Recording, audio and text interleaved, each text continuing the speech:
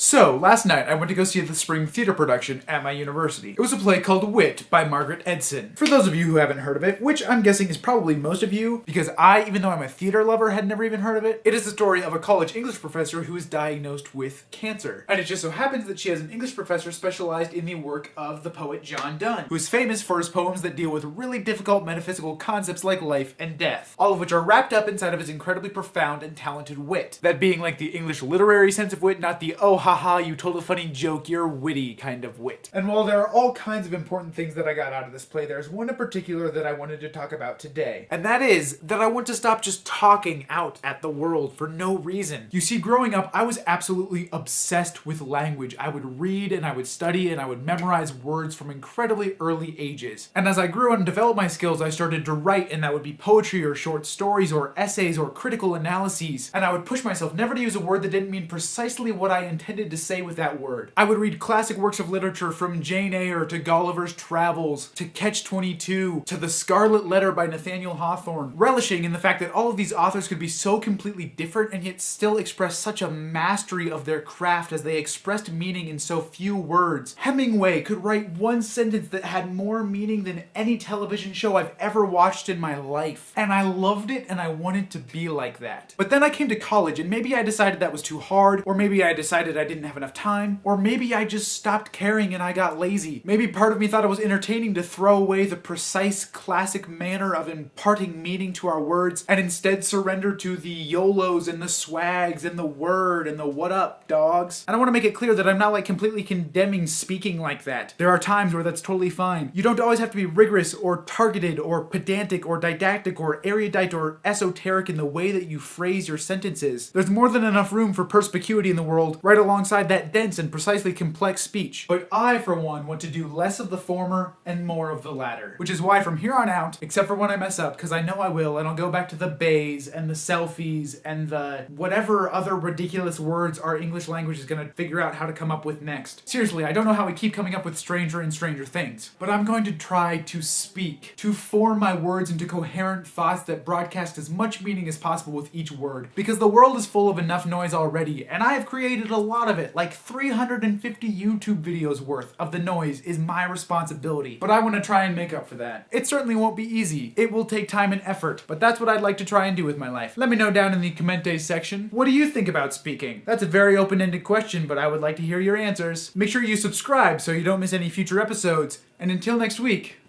deuces.